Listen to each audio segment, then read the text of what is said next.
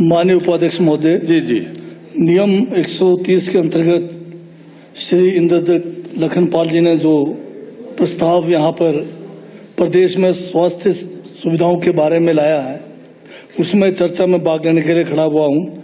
आपने समय दिया, आपका धन्यवाद।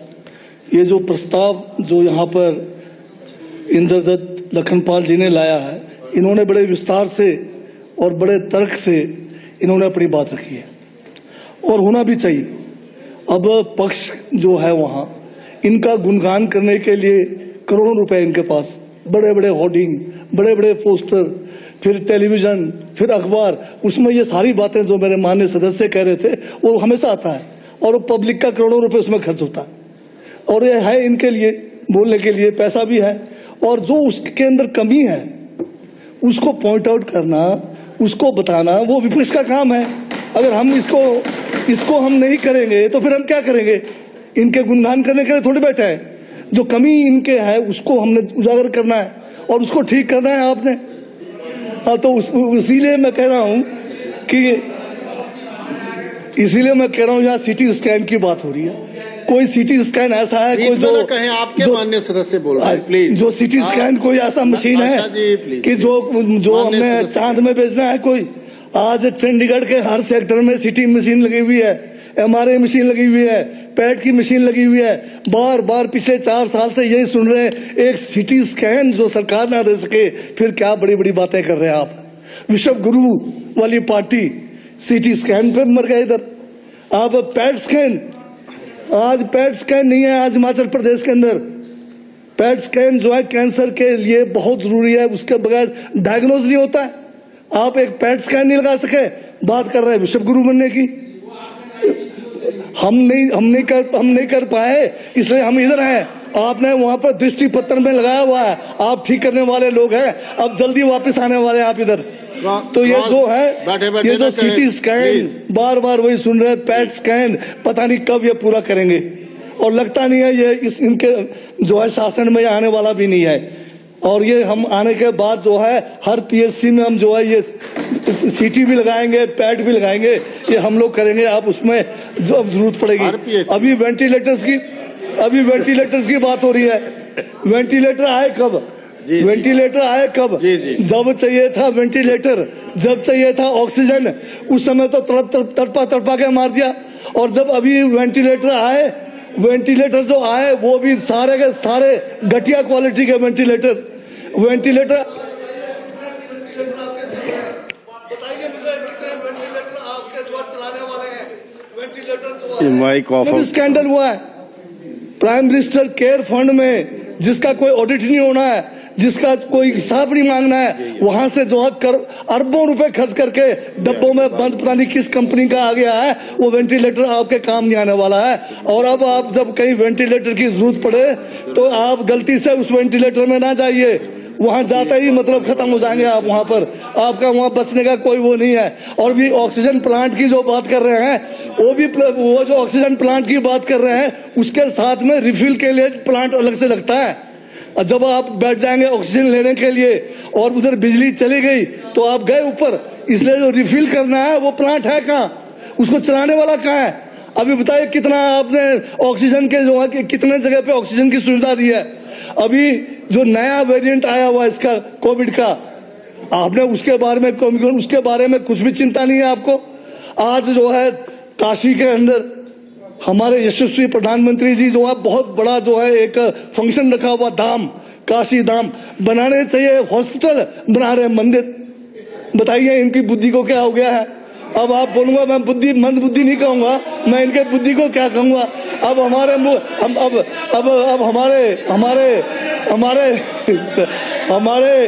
हमारे सदन के नेता माननीय मुख्यमंत्री जी हमें जो है यहाँ लावारिस छोड़कर दाम खाने काशी चले गए। हमें लावारिस छोड़ दिया है, बेरोजगारों को लावारिस छोड़ दिया है, पुलिस कर्मियों को लावारिस छोड़ दिया है, या कोरोना मूल के लोगों को लावारिस छोड़ दिया है, महंगाई से जो हम लोग ग्रस्त हैं उनको लावारिस छोड़ दिया है और दाम खाने चले गए उधर। बताइए क्या विडंबना है ये भी बताइए। फिर महाराज विश्व गुरु वाले लोग हैं। अब हाँ बिल्कुल है, आप खुश होइए। बाहर के लोग हमारा मजाक उड़ाते हैं। अभी बीच में ना अभी डिस्टर्ब माननीय उपाध्यक्ष महोदय, अभी प्लीज हमारे एक माननीय सदस्य ने माननीय सदस्य ने पता नहीं जोश में कह दिया कि मैं मृत्यु लोक में नहीं जाऊंगा। क्या हुआ? मृत्यु लोक में जाऊंगा पर कांग्रेस में नहीं जाऊंगा। कौन जाएगा? किसी माननीय सदस्य ने कहा, यही बैठे हैं। जी जी। मृत्यु लोक में तो एक दिन हम सबको जाना है, हमारे हाथ में नहीं है जी। परंतु जिस पार्टी में ये गए हैं मैं समझता हूं वो मृत्यु लोक से भी बदतर जगह है। और इनके लिए मैं जो है अदब में कमाना चाहता हूं। शेर यहाँ जरूरत के हिसाब से जो बदल लेते हैं नकाब, यहाँ जरूरत के हिसाब से जो बदल लेते हैं नकाब, उनसे उचित दूरी ही बनाकर रखना जनाब, ये मैं कहता हूँ। और एक छोटा सा और कहना चाहता हूँ, थोड़ा दोबारा यहाँ लोग उपाध्यक्ष महोदय, यहाँ लोग हकदार बदल देते हैं जी। यहाँ लोग हकदार बदल देते हैं जी। ख्वाहिश पूरी ना हो तो रिश्ते क्या भगवान भी बदल देते हैं। बहुत बढ़िया बात। तो इससे ज्यादा मैं नहीं कहना चाहता। ये थैंक यू, बस हो गया जी। हाँ जी, आप दिया करो। अच्छा, स्वास्थ्य सेवाओं में आप विषय पर आए हैं। ये विषय वहीं से है सर। ये भूमिका इन्होंने बांधी थी सर, भूमिका इधर से बांधी थी इन्होंने। अब स्वास्थ्य सेवाओं में बहुत सारी बातें आ गई, मैं उन पे जो है नहीं जाऊंगा, पर आयुर्वेदा का विषय यहाँ नहीं आया है। आयुर्वेदा में 1400 का कार्डर है आपका, और आज की तारीख में 1/3 जो है वैकेंसीज है, और इस साल के अंत तक जो है आधे से ज्यादा वैकेंट होने वाले हैं पोस्ट। 700 से ज्यादा आयुर्वेदा के जो है डॉक्टर्स आपके पास जो है खाली पड़े हैं। आपके पास पैसा भी है, फिर इस वैकेंसी को और हजारों हमारे नौजवान जो है जो डॉक्टर्स बने हुए हैं उनको क्यों नहीं लगा रहे? मेरे चुनाव क्षेत्र में आपके आयुर्वेदा के सारे जो है ताले लगे हुए हैं। आप क्यों रिक्रूटमेंट नहीं कर रहे हैं, जबकि आपके बजट में जो है लगाने के लिए व्यवस्था है, पैसा है, हर साल आप उस पैसे को सरेंडर कर रहे हो। तो आयुर्वेदा को अगर चलाना है तो आपको इनका रिक्रूटमेंट करना पड़ेगा। अगर आप अगर सीरियस नहीं है तो आप छोड़ दो, फिर इनको फिर क्यों जो है झांसा देकर रखा हुआ है आयुर्वेदा के सारे उसमें। और दूसरी सबसे बड़ी बात है कि आज हमारे यहाँ पर फार्मास्यूटिकल्स कंपनियां हैं, उससे हमारा यहाँ पर जो है रेवेन्यू तो आएगा, पर वो जो है नाम हमारा हिमाचल का बदनाम कर रहे हैं। यहाँ पर कोई जो है यहाँ पर 624 के करीब आपकी फार्मा कंपनियां हैं, और ये कंपनियां जो है सब स्टैंडर्ड दवाइयां यहाँ पर जो है तैयार कर रहे हैं। सैंपल फेल हो रहे हैं। अभी जो है करीब यहाँ पर जो है पिछले गत 3 सालों के अंदर ये जो कंपनियां हैं इनके कोई 37 फर्मों के दवाइयां जो है फेल हो गई, और बहुत सारे दूसरे प्रदेशों में लोगों की जानें भी चली गई।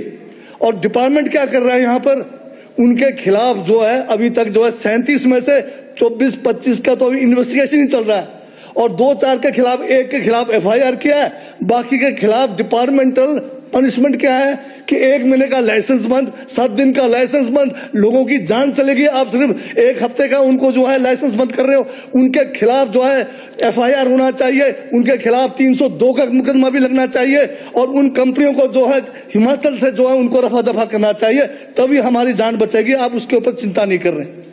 ये आज की जरूरत है। ये दवाइयां जो है सब सारी घटिया दवाइयां जो है हमारे हिमाचल में बन रही है, और किसी दिन ऐसा ना हो कि हम में से भी कोई उसका शिकार बन जाए, इसके ऊपर चिंता करने की जरूरत है।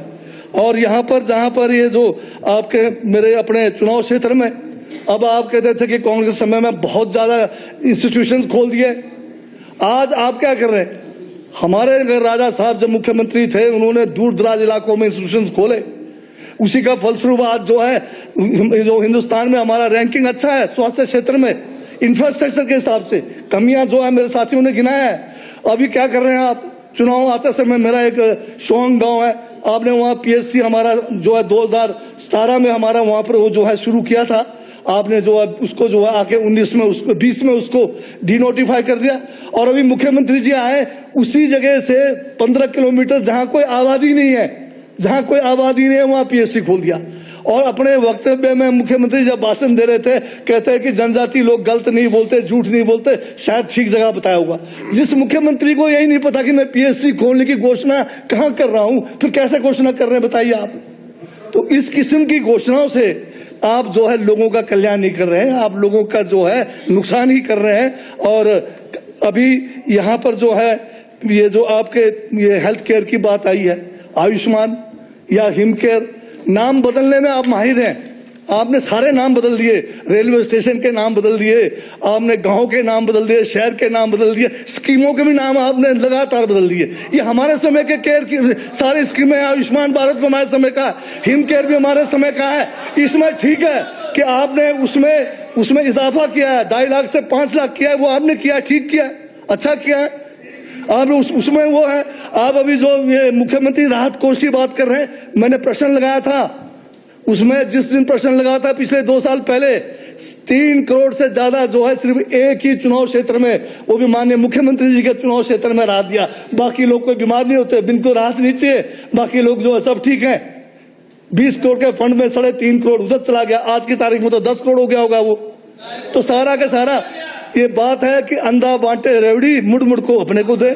सारी रेवड़ियां अपने को रखनी है, आपने फिर क्या रखे हमारे लिए, आप बताइए। बिल्कुल ये तो जो है, हाँ जी द्वाला जी ठीक है, हम आपका बुरा नहीं मानते, पर आजकल आप भी बदले बदले से लगते हैं। कहीं ऐसा तो नहीं है कि नजदीक है कुछ हो रहा है। तो मैं वैसे तो अभी बहुत कुछ है इसमें, परंतु ये जो है इनमें अब यहाँ पर अभी कोरोना काल की बात हुई। कोरोना काल में आपने जितना बेड़ागर्क इस हिमाचल प्रदेश का किया, शायद आज तक कभी नहीं हुआ। बेड़ा गर्क किया इन्होंने। आप जब आप बोल रहे थे मैं बिल्कुल चुप था। तो जो कोरोना काल में जब आपने लॉकडाउन लगाया, हम लोग शिमला में विधानसभा के अंदर थे, मुख्यमंत्री जी एक स्टेटमेंट पढ़ने बैठ गए कि 23 तारीख से लॉकडाउन लगेगा। हमने कहा मुख्यमंत्री जी हम घर कैसे जाएंगे, बिना किसी मतलब लोगों को सूचना दिया हमने लॉकडाउन लगाया। नतीजा क्या हुआ, जो अपने घर से बाहर है, कोई जो शिमला में रहता है, वो कोई दिल्ली में रहता है, कोई बच्चे हमारे कॉलेजों में, सब फंस गए, भूखे रह गए। उनको जो है कोई खाना नहीं, कोई पीने का इंतजाम नहीं, किसी किस्म की व्यवस्था नहीं। आपने किया क्या उस समय, आपने ई पास बना दिया और आपके कार्यकर्ता वो बन गए बिचौले। डीसी के पास जाओ ई पास के लिए। मेरे चुनाव क्षेत्र में ई पास किस किस को दिए गए, अफसरों ने अपने गाड़ी जो है एक दिया हुआ, दूध वाले को दिया हुआ 24 घंटे का ई पास। उसमें क्या लिखा हुआ है कि एडमिनिस्ट्रेशन मिल्क सप्लाई। बताइए इस किस्म के काम। हमारे वहां वेंटिलेटर वाली बात हो रही है, वहां एक प्राइवेट क्या, हमारा जो प्रोजेक्ट अफेक्टेड एरिया का हॉस्पिटल था, वेंटिलेटर्स थे, वहां पर जो है एनएससीसी का डॉक्टर भी था। हमने कहा यहां पर बनाइए कोविड सेंटर, पर उनके साथ मधुर संबंध थे कंपनी वालों के साथ, वहां नहीं बनाया। लोगों को ऑक्सीजन लेने के लिए 250 किलोमीटर कल्पा से शिमला तक एम्बुलेंस में पीछे बंद, रास्ते में कोई शौच के लिए प्रावधान नहीं, कोई खाना नहीं। और यहाँ आईजीएमसी में आकर क्या होता था, 2-2 घंटे कोई पूछता नहीं था। आईजीएमसी में अगर 2 घंटे बाद बारी आई, ऊपर जाके बिस्तर मिल गया मुश्किल से, कहीं शौच में चला गया, दूसरा पेशेंट वहां, किसी का सिर उसके ऊपर, किसी का टांग उसके ऊपर, एक बेड पे 2-2। जितने लोग वहां से आए सारे हाँप गए। फिर आप गुणगान कर रहे। वैक्सीनेशन कहते हैं कि आप दुनिया का पहला देश है जिसने 100%। अरे आपने 100% अभी तक भी नहीं किया। आपको टारगेट मिला था सेंट्रल गवर्नमेंट से कि पॉपुलेशन का 50%, 60% को कर दो, आपने वो पूरा कर दिया और उसने आपको 100% आप कह रहे हैं। अभी भी लोग वैक्सीनेशन के इंतजार में बैठे हैं। अभी जो बच्चे हैं उनको वैक्सीनेशन अभी भी नहीं है।